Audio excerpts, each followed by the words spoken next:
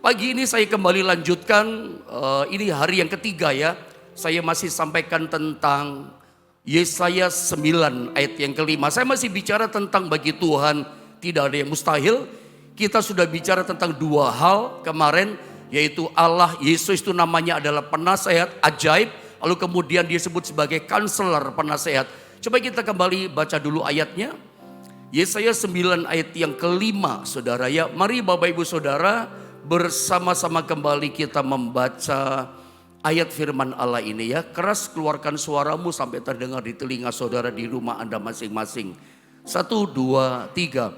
Sebab seorang anak telah lahir untuk kita, seorang putra telah diberikan untuk kita. Lambang pemerintahan ada di atas bahunya, dan namanya disebutkan orang penasehat ajaib, Allah yang perkasa, Bapa yang kekal, Raja damai. Kita telah menyelesaikan Yesaya 9 ayat 5 bagian kalimat A ya. Seorang anak telah lahir untuk kita, lalu kemudian seorang putra, yaitu yang teruji dalam kualitas sudah diberikan juga kepada kita. Dan kita juga sudah bahas lambang pemerintahan di atas bahunya, dan namanya disebutkan orang. Dalam bahasa Indonesia ada 4 sebutan nama Yesus yang dinubuatkan oleh Nabi Yesaya 700 tahun sebelum Yesus lahir. Sudah dikatakan disebutkan yang lahir itu nanti, yaitu Yesus, namanya disebut penasehat ajaib. Yang pertama dalam versi Lembaga Alkitab Indonesia. Yang kedua dikatakan Allah yang perkasa. Lalu yang ketiga sebutannya dalam bahasa Indonesia Bapa yang kekal. Yang keempat Raja damai.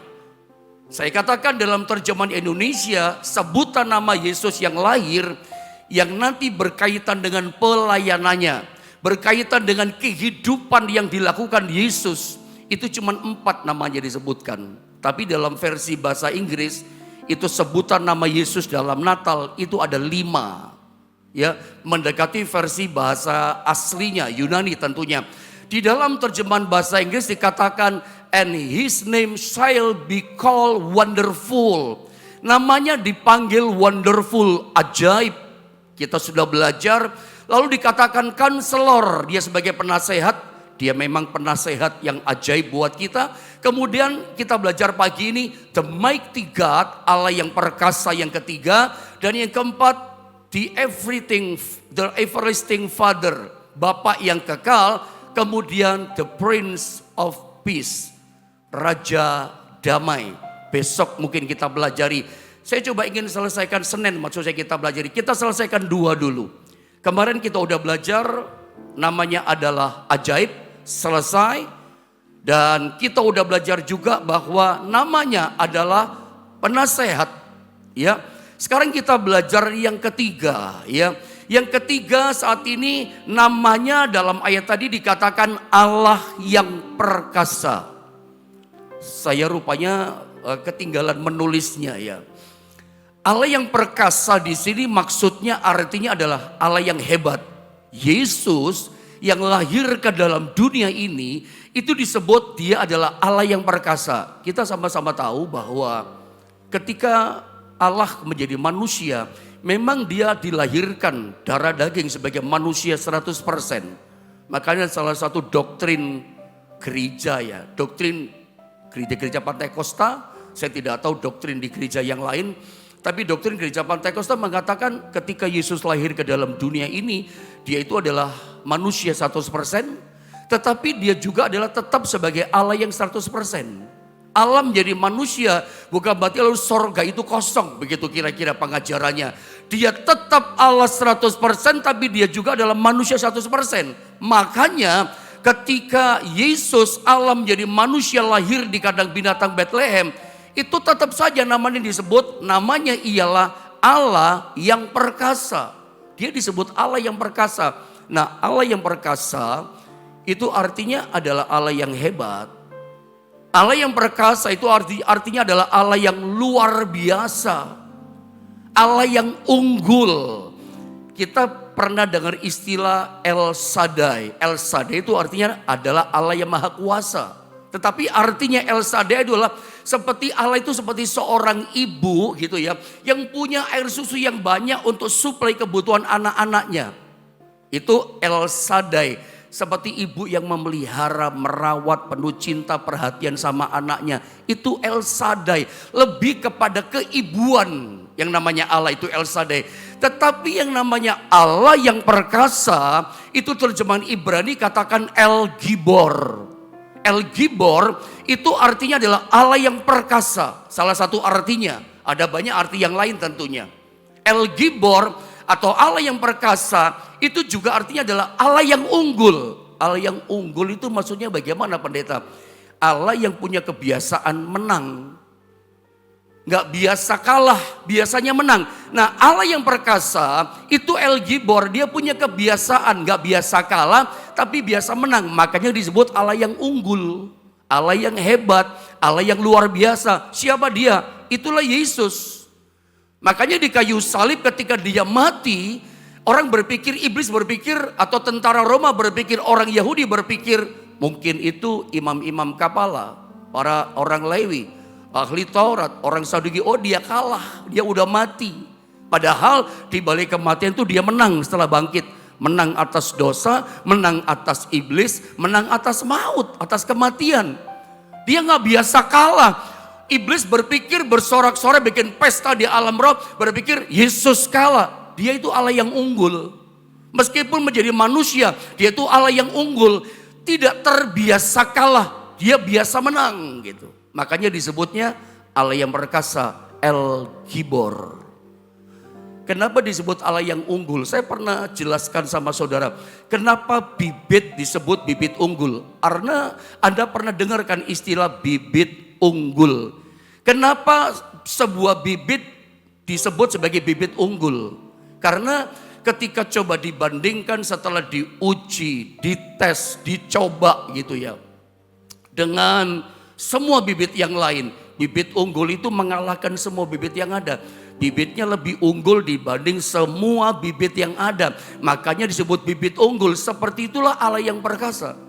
Seperti itulah El Gibor, Allah yang unggul, Allah yang hebat, Allah yang luar biasa. Itulah Yesus. Nah, pertanyaan saya di sepanjang bulan Natal ini, sebentar lagi kita tidak lama akan mengakhiri tahun 2023. Sekarang ini tanggal berapa saudara ya? Tanggal 9 saudara ya. Berarti tinggal berapa hari lagi? 22 hari lagi kita mengakhiri tahun ini. Tidak lama. Tidak terasa begitu kita udah mulai merayakan Natal, akan menyelesaikan, mengunci, menutup tahun ini. Pertanyaan saya, masih adakah yang kau takutkan? Masih adakah kau yang bimbangkan, ragukan, cemaskan dalam hidup yang engkau jalani mau menutup tahun ini? Apalagi bagaimana ya bayangan kita begitu kita masuk pada tanggal 31 jam 12 malam. Di depan kita ada sebuah pintu dan kita mulai buka itu pintu. Engkeng kita mulai masuk hari yang baru. Begitu jam 12 malam, teng 31. Di depan kita terbaca 2024. Ada hari, ada minggu, ada bulan yang kita serba tidak tahu apa yang terjadi di hadapan kita. Menurut saya yang saya tangkap dari Tuhan, tahun 2024 situasi masih sama dengan tahun ini, 2023. Masih padang gurun situasinya. Masih banyak tantangan, masih banyak kesulitan-kesulitan yang harus kita hadapi. Tapi tetap saya bertanya, mengakhiri tahun, menyongsong tahun baru 2024. Apa yang Anda takutkan? Alkitab menjamin, firman Allah menjamin dan menjanjikan bahwa Yesus Kristus yang lahir dalam Natal itu namanya disebut El Gibor, Allah yang perkasa, Allah yang hebat luar biasa, Allah yang unggul, Allah yang biasa menang tak terbiasa kalah. Lalu kalau kita melibatkan Tuhan El Gibor, lalu kalau El Gibor pegang tangan kita, menuntun hidup kita, saya mau tanya, apa yang kita takutkan? Somehow gitu loh saya katakan, siapa yang bisa lawan dia? Gak ada yang bisa lawan dia, dia pasti menang. Kalau Anda berjalan bersama dengan El Gibor, ini jaminan Tuhan. Makanya berita Natal itu berita sukacita. Berita Natal itu berita yang menggelorakan iman dan roh kita. Tadinya udah lemes kita. Tadinya rasanya udah ada dikduk mengakhiri tahun. Aduh, bagaimana masih banyak kesulitan. Kita mulai takut. Tapi hari ini Yesus datang dalam Natal mengingatkan kita. Alkitab firman Allah kasih jaminan. Yesus itu ternyata dia itu adalah Allah yang perkasa. Anda bayangkan kalau Anda menutup mengunci tahun ini dan siap menyongsong 2024 di hadapan kita. Izinkan dia pegang tangan kita. Selalu saya katakan, jangan kita yang keminter, sok jago, sok hebat, pegang tangan Tuhan. Siapa kita? Kita lemah. Kita bisa frustasi, bisa lelah kita. Kita bisa terlepas pegangan kita dari kekuatan tangan Tuhan. Kalau kita yang pegang Tuhan, izinkan pagi ini sebelum kita mengunci tahun 2023 dan menyongsong tahun baru 2024. Biar Tuhan yang pegang tangan kita. Kalau Tuhan pegang tangan kita gak mungkin lepas. Kalau kita terlepas bisa terhilang kita. Tergilas oleh kesulitan yang ada. Tapi saya pastikan Alkitab menjamin. Kalau El Gibor, Allah yang perkasa, yang punya tangan kanan yang unggul dan perkasa, begitu pegang tangan kita, cek, nggak mungkin kita lepas, nggak mungkin kita terhilang, nggak mungkin kita tergilas, hancur, terjepit oleh tantangan beratnya kesulitan ini. Makanya izinkan El Gibor yang datang, yang kita peringati di Natal, dia yang pegang kita. Dia yang tuntun kita, pimpin kita mengakhiri tahun ini. Meskipun banyak masalah somehow gitu loh. Siapa yang bisa lawan dia kalau kita bersama dengan dia? Tidak ada, kita pasti menang. Karena Yesus itu pemenang, biasa menang kok. Makanya Anda perhatikan, Anda lihat sekitarmu, buka matamu lebar-lebar. Lihat orang-orang yang hidup dalam Tuhan selalu mengizinkan Tuhan terlibat dalam hidupnya dan mengizinkan tangannya, hidupnya dipegang, dituntun sama Tuhan. Mungkin dia hadapi masalah, mungkin dia gagal. Namanya manusia bisa gagal kita lemah, kita bisa kalah, kita bisa gagal. Tapi ingat, begitu kita libatkan Tuhan, dia pegang tangan kita. Lihat orang sekitar kita, orang yang pernah gagal jatuh, dibangkitkan lagi, dikasih kemenangan lagi, dikasih kesuksesan luar biasa. Itu anak Tuhan. Kenapa? Berjalan, dipimpin bersama dengan El Gibor, Allah yang perkasa. Lihat Yohanes 1:3, itu menunjukkan dia Allah yang perkasa. Saya baca ya, perhatikan Yohanes 1 ayat yang ketiga. Dikatakan begini, segala sesuatu dijadikan oleh dia, oleh Yesus ya. Dan tanpa dia, tanpa Yesus tidak ada suatu pun yang telah jadi dari segala yang telah dijadikan. Dia itu Allah yang perkasa. Sampai Alkitab katakan tidak ada satupun yang telah jadi dari segala telah dijadikan itu tanpa Yesus. Jadi kalau kita lihat ke atas pada waktu malam, ada pada waktu siang, lihat matahari yang bersinar terang. Pada waktu malam kita lihat bulan yang bersinar terang, bintang yang bersinar terang di atas sana. Itu adalah Yesus yang ciptakan. Kita lihat samudra raya, laut yang luas. Ingat itu ada Yesus itu yang ciptakan. Lihat gunung-gunung, lihat pohon dengan buah-buahan. Lihat segala macam binatang burung yang berkicau. Itu semua dijadikan oleh dia. Tanpa dia, tidak ada satupun yang telah dijadikan itu menjadi ada. Semua ada karena Allah yang perkasa ini yang menciptakan. El Gibor, saudara ya. Ayat ini yang mengatakan, saya sambung dalam Ibrani 1 terkait dengan ayat yang ketiga ini. Dikatakan begini, ia yaitu Yesus, kembali konteks ayat ini, adalah cahaya kemuliaan Allah dan gambar wujud Allah dan menopang segala yang ada dengan firman-Nya. Dia itu penopang, Allah yang perkasa itu menopang segala sesuatu dengan perkataannya, dengan firman-Nya yang penuh dengan kekuasaan, penuh keperkasaan. Dan setelah ia selesai mengadakan penyucian dosa, mati buat kita, ia duduk di sebelah kanan yang maha besar, itulah Bapa di sorga, di tempat yang maha tinggi. Apa yang kita dapatkan dari Ibrani 1 ayat ketiga? Inilah Allah yang perkasa, wujud Allah yang perkasa. Dia menopang segala yang ada di dunia ini dengan perkataannya, dengan firman-Nya. Hanya berkata saja dengan firman, itu tertopang segala sesuatu yang ada. Bumi gak tabrakan sama matahari, itu karena ada yang menopang. Bukan cuma bumi, walaupun saya kurang mengerti yang namanya tata surya. Tapi kita tahu di dunia ini ada banyak planet, bukan cuman bumi. Semua planet termasuk Jupiter, Neptunus, Mars, apalagi namanya ya, Bima Saktika, semua planet itu berputar pada porosnya mengelilingi matahari semua. Tidak kelihatan ada garisnya, tapi itu seperti ada garis yang tetap Tuhan yang atur. Seperti ada garis yang oval gitu, yang tetap muternya sama. Nggak mundur, nggak maju 1 senti, bahkan 1 mili pun nggak berubah. Coba seandainya planet kita bumi maju 1 mili, terbakar loh bumi ini. Atau jauh 1 senti, beku dunia ini, mati semua kita. Padahal bumi ini kita nggak tahu sudah berumur berapa juta tahun, sudah berjuta-juta tahun. Ketika Adam diciptakan itu dalam keabadian, kita nggak tahu berapa lama bumi ada. Tapi lihat, bumi tetap kokoh hari ini, walaupun sudah mulai banyak gempa bumi, saudara ya. Tanda-tanda ya akhir zaman itu sudah mulai terjadi, nubuatan firman Allah digenapi. Tapi lihat, bumi tetap pada garisnya, pada porosnya berputar. Itu siapa yang menopang? Allah yang perkasa. Saya suka kalau ngajar seperti ini, ingat lagu lama di Pentakosta. Allah kuasa melakukan segala perkara. Allah ku maha kuasa. Dia ciptakan seisi dunia. Perhatikan lagu ini. Atur segala masa.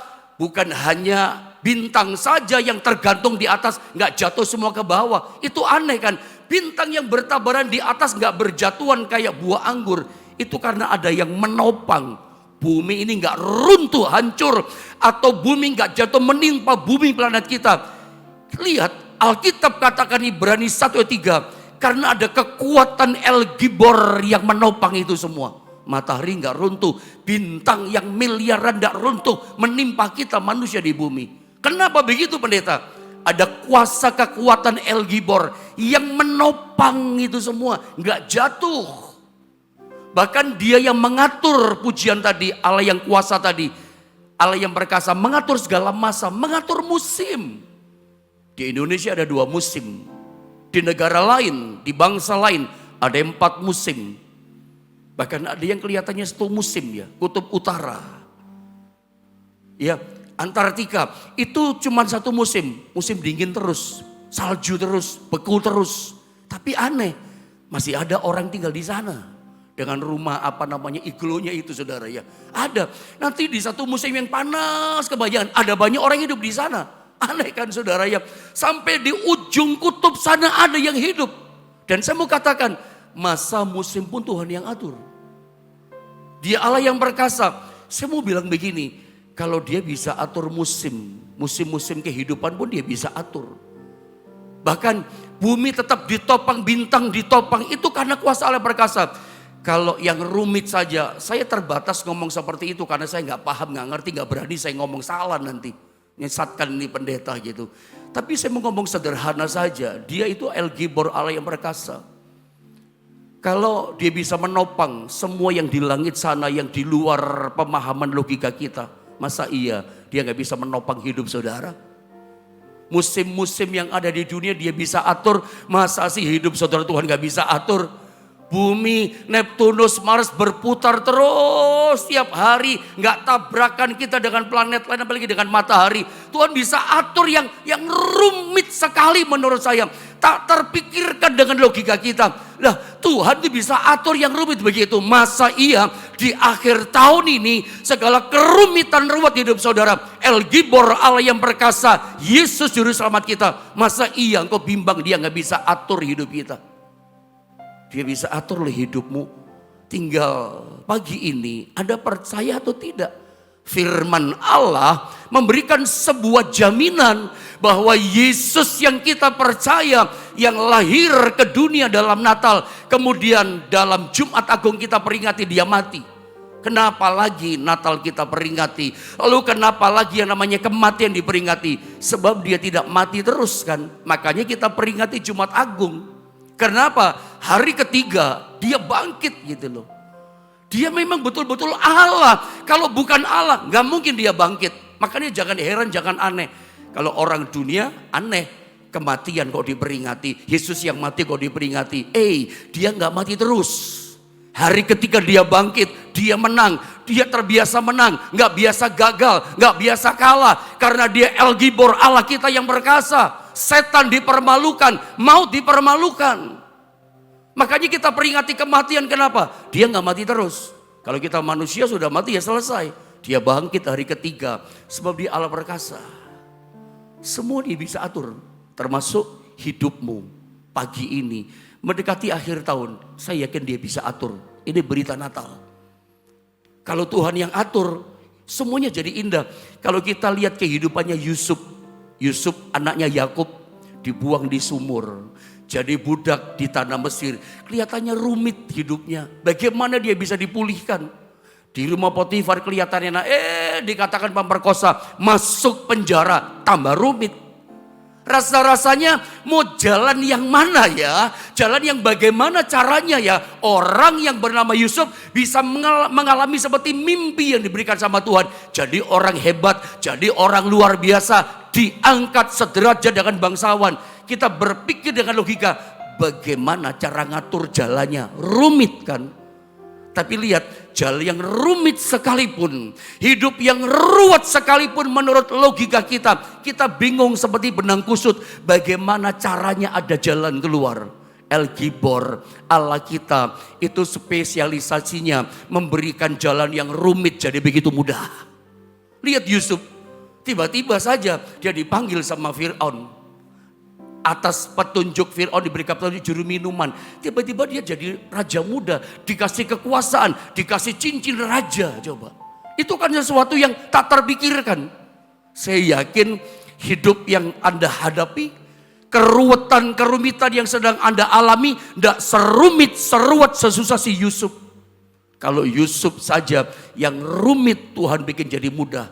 Seperti itulah hidup kita. Ada jaminan daripada Tuhan. Yesus yang lahir dalam Natal itu disebut Allah yang perkasa. Yang dia berikan putra tunggalnya itu ternyata Allah yang perkasa. Yakini dia di akhir tahun ini. Yang rumit-rumit Tuhan akan atur hidup saudara. Serahkan hidupmu kepada Tuhan. Saya percaya Tuhan atur dengan begitu indah. Coba kita lihat sekarang saya coba selesaikan. Ini baru yang ketiga, yang keempat. Nanti yang kelima, the Prince of Peace, kita belajar hari Senin saudara ya. Sekarang kita lihat namanya disebut oleh kitab Yesaya 9 ayat yang kelima, Bapa yang kekal. Apa artinya Bapa yang kekal? Artinya Bapa kita itu adalah pencipta dan pelindung hidup kita. Yang jagai kita, melindungi kita, memelihara kita. Itu Bapa. Tugas seorang Bapa di dunia itu kan seperti itu kan.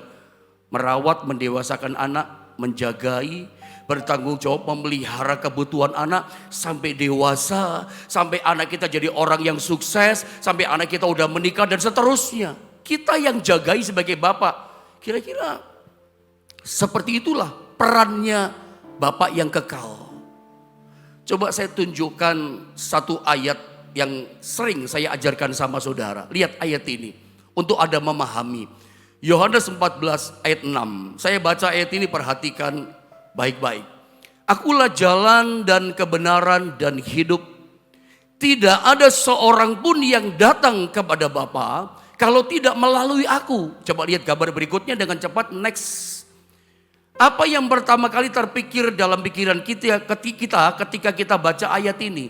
Selalu kita berpikir sorga. Padahal saya tuliskan ayat ini ternyata bukan bicara tentang sorga, tapi bicara tentang Bapa. Yohanes 14 ayat 6, ayat ini intinya, esensinya memang bicara Bapa. Tapi jujur seringkali kita, ya termasuk saya berarti kita, memakai ayat ini Yohanes 14 ayat 6 untuk menginjili seseorang, orang lain. Untuk kita coba masuk dalam kehidupan orang itu, supaya orang itu sadar, kita pakai ayat ini, bahwa kalau kamu gak mau masuk neraka, ya kalau kamu masuk surga, itu harus melalui Yesus. Selalu ini kan ayat yang kita pakai untuk penginjilan. Lu mau masuk surga, jalannya mesti Yesus. Selalu kita mengartikan Yohanes 14 ayat 6 itu selalu bicara surga. Padahal ayat ini sama sekali nggak bicara tentang sorga, tapi bicara tentang Bapa. Saya teringat ketika merenungkan ayat ini, mempersiapkan materi ini untuk Anda. Saya teringat seorang hamba Tuhan yang saya pernah baca bukunya, hamba Tuhan bernama Jack Winter. Itu pernah berkata begini, melepaskan sebuah statement dalam bukunya berkata begini, kemanakah kita akan pergi? Kita akan pergi kepada Bapa, bukan sorga. Karena Bapa adalah tujuan akhir kita. Saya tertarik dan setuju gitu loh. Dengan perkataan hambanya ini Jack Winter, tujuan akhir kita bukan sorga. Dalam kekristenan tujuan akhir kita adalah Bapa. Dan itu sejalan dengan Yohanes 14 ayat yang ke-6. Tujuan akhir kita adalah Bapa. Ya, dan sampai kepada Bapa, dapat menghampiri Bapa, jalannya harus melalui Yesus, bukan sorga loh. Maafkan saya, tujuan saya menyampaikan ini, Yesus sebagai Bapa yang kekal, itu saya tidak berkata atau bukan mengajarkan, bukan berkata kepada saudara bahwa sorga tidak ada ya, enggak loh ya. Tetap saya katakan, kitab Wahyu katakan sorga itu ada, sorga itu nyata. Senyata sorga ada, senyata itu neraka ada. Saya sedang tidak berkata bahwa sorga tidak ada. Sorga ada. Tapi tujuan saya melepaskan pengajaran ini, saya ingin kasih wawasan pemberitahuan kepada saudara. Bahwa begini loh saudara ya, Bapak, saya ulang, itu lebih penting, lebih besar daripada sorga. Itu maksud saya. Nah, sayangnya selama ini agama apa saja termasuk agama Kristen itu selalu mungkin agak menyesatkan sedikit ini agama kadang-kadang saudara menyampaikannya kalau kita ngomong agama ya. Selalu agama itu mengajarkan begini, bahwa selalu bicaranya kepada umat termasuk di gereja sorga. Menceritakan sorga, tujuan kamu ini adalah sorga. Selalu yang diceritakan kamu bagian ini tujuannya sorga. Selalu yang diceritakan tujuan akhir kita, hai jemaat, adalah sorga. Ini namanya agama memelesetkan sebetulnya ya. Menurut saya begitu. Kenapa sih harus diceritakan selalu sorga. Sampai kita melupakan sosok yang paling penting. Itulah Bapa. Karena kita diajarkan sorga. Sampai kita lupa yang paling penting itu adalah sosok yang namanya Bapa. Saudara, inti kekristenan sebetulnya adalah Bapa kan sebetulnya. Tujuan akhir kita adalah Bapa. Bapa itu lebih besar daripada sorga. Lebih inti daripada sorga. Lebih besar, lebih agung, lebih segala macam daripada sorga. Makanya ada seorang hamba Tuhan luar biasa dari India yang bernama Sadhu Sudar Singh. Mengejutkan, beliau pernah berkata, saya rela melayani Tuhan masuk neraka. Oh, kita kaget kan dengar begitu. Melayani Tuhan kok masuk neraka. Asal di neraka ada Bapa di sorga. Karena kalau di neraka ada Tuhan, ada Bapa, maka neraka berubah jadi sorga. Ya setuju kalau begitu. Karena sorga itu indah. Sorga itu jadi luar biasa megah, mulia, indah. Ada siapa? Ada Bapa di sana. Sorga kalau nggak ada Bapa, nggak ada arti apa-apa sorga itu. Sorga akan jadi biasa banget, biasa gitu loh. Kalau sorga itu nggak ada Bapa. Lewat kisah ini, cerita Natal, saya cuma katakan, Bapa itu jauh lebih penting daripada sorga. Lalu kenapa kekristenan kita jadikan tujuan akhir sorga? Padahal harusnya Bapa kan. Bapa kita yang ada di sorga memang. Dan Yesus mengatakan bahwa, saya tunjukkan satu ayat saudara. Saya coba gambar ini sedikit ya, waktu terbatas saudara ya. Tapi saya ingin selesaikan tentang dia Bapa yang kekal. Roma 5 ayat 10. Tujuan pengorbanan Yesus termasuk lahir dulu. Misi Yesus lahir ke dunia sampai mati di kayu salib. Itu bukan sekedar memindahkan manusia ke satu tempat yang namanya sorga. Tetapi memulihkan hubungan antara kita manusia dengan Bapa di sorga. Sebab Bapa yang punya sorga. Kalau hubungan kita nggak damai ditebus darah Yesus, ya bagaimana kita bisa masuk ke sorga ya? Yang punya sorga itu Bapa. Makanya misinya Yesus lahir ke dunia dalam Natal, misi Natal. Misi Paskah, kematian kebangkitan. Apa misinya?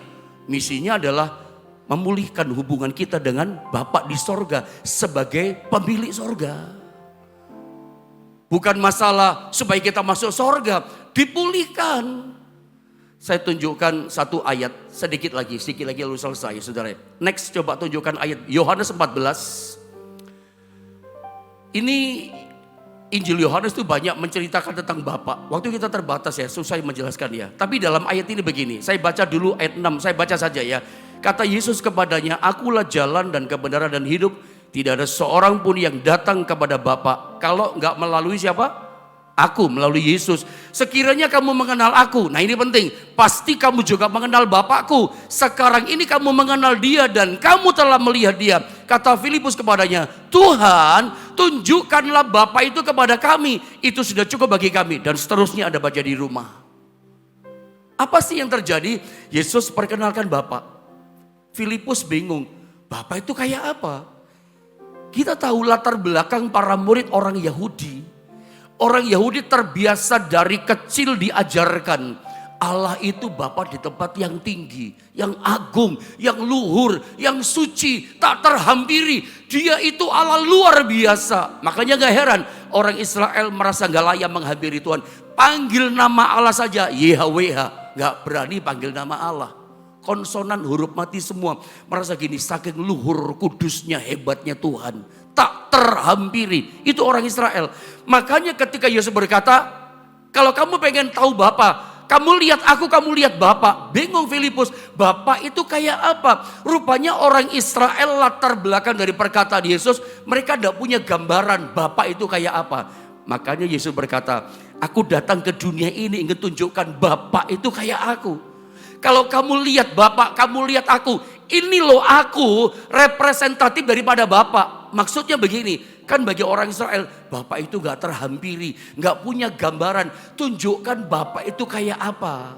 Saya pernah bilang, kayak kalau misalnya kita orang Jawa atau orang dari suku bangsa daerah lain dengar kata bubur Manado, kita bingung, bubur Manado itu bagaimana ya? Kayak apa ya? Gak punya gambaran, gak pernah ngerti, gak pernah lihat. Tapi orang Manado bisa jelaskan, oh itu bubur, ada sayurnya, makan dengan ini, dengan segala macam saudara ya. Seperti itulah Filipus orang Israel. Bapak itu kayak apa? Gak punya gambaran gitu. Yesus ingin tunjukkan dengan misi kedatangannya lewat Natal. Datang di tengah-tengah dunia tinggal bersama manusia. Kamu lihat Bapak, lihat aku. Bapak itu asik loh. Nggak kayak pikiranmu. Nggak terhampiri. Bapak marah. Bapak mengerikan. Bapak itu asik. Bapak itu dekat. Bapak itu lembut kayak aku ini loh. Bapak itu penuh cinta. Bapak itu nggak bisaan lihat anaknya kekurangan. Makanya 5.000 orang kelaparan dikasih makan. Nggak bisaan lihat orang kerasukan setan dibebaskan. Orang sakit disembuhkan. Kamu lihat Bapak asik kayak aku ini loh. Penuh cinta, penuh perhatian, penuh sayang. Bapak itu kayak aku. Bapak itu nggak ngeri kayak kamu lihat di sorga. Bapak itu familiar. Kamu lihat, aku lihat Bapak. Ini menarik loh. Makanya nggak heran Yesus yang lahir ke dunia ini dalam Natal. Dia disebut Bapa yang kekal. Supaya dunia tahu Bapa itu kayak Yesus. Ada dapat sesuatu nggak pagi ini? Saya nggak tahu masalahmu pagi ini. Yesus itu seperti Bapa. Natal diberikan pada kita. Dia itu penuh cinta. Nggak bisaan lihat kita. Nggak bisaan lihat Anda menderita. Nggak bisaan lihat Anda nangis. Berkeluh kesah dengan masalahmu. Natal, anak itu diberikan untuk kita. Putra itu diberikan. Yang teruji kualitasnya itu untuk kita. Namanya berkuasa ajaib. Itu diberikan kepada kita. Pakai nama yang ajaib itu. Dia Bapa yang kekal. Dia penuh cinta. Bapak itu menunjukkan dia jagai kita. Dia lindungi kita. Dia pelihara kita. Dia awasi kita. Dia rawat kita. Sampai kita dewasa. Sampai kita hebat. Sampai kita luar biasa. Itu senangnya hati Bapak. Dan saya percaya seperti itu Yesus. Seperti Bapak yang kekal itu. Saya berdoa pagi ini. Apapun kesulitanmu.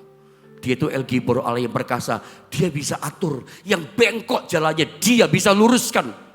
Yusuf tiba-tiba lurus jalannya. Kalau Tuhan kerja dahsyat, bahkan dia itu familiar, lembut hatinya, mau tolong saudara. Apapun beban hidupmu, ini Christmas, ini Natal. Yesus diberikan pada kita. Sebetulnya tiap tahun kita merayakan Natal untuk mengingatkan, oh dia itu Bapa yang kekal, oh dia itu Allah perkasa, mengingatkan, menggairahkan kembali iman kita. Doa saya pagi ini, Tuhan tolong setiap kita diberikan jalan pertolongan buat Anda dan saya.